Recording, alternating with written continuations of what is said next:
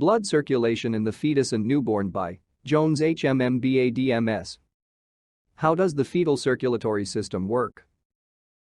During pregnancy, the fetal circulatory system works differently than after birth.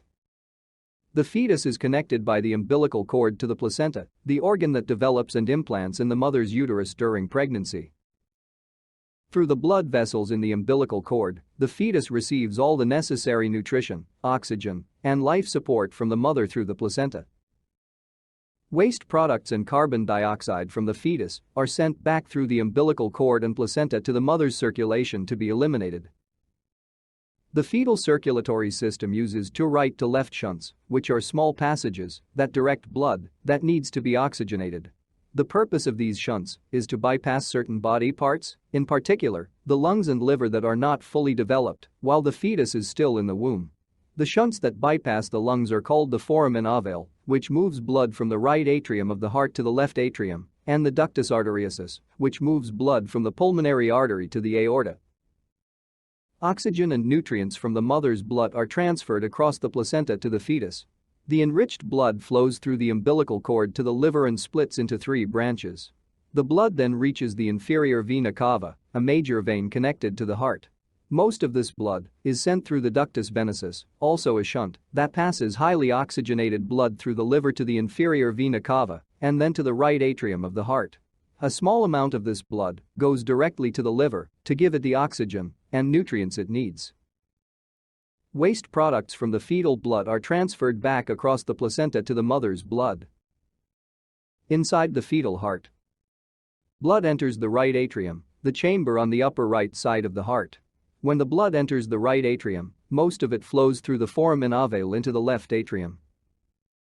Blood then passes into the left ventricle, lower chamber of the heart, and then to the aorta, the large artery coming from the heart.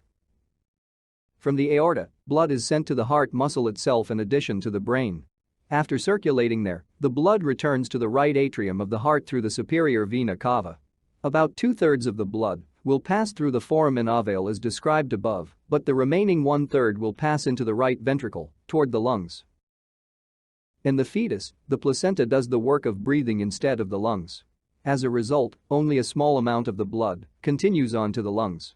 Most of this blood is bypassed or shunted away from the lungs through the ductus arteriosus to the aorta.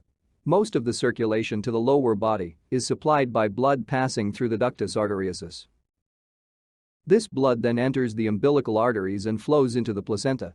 In the placenta, carbon dioxide and waste products are released into the mother's circulatory system, and oxygen and nutrients from the mother's blood are released into the fetus's blood.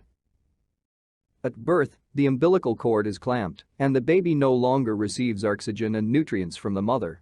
With the first breaths of life, the lungs begin to expand. As the lungs expand, the alveoli in the lungs are cleared of fluid. An increase in the baby's blood pressure and a significant reduction in the pulmonary pressures reduces the need for the ductus arteriosus to shunt blood. These changes promote the closure of the shunt. These changes increase the pressure in the left atrium of the heart, which decrease the pressure in the right atrium.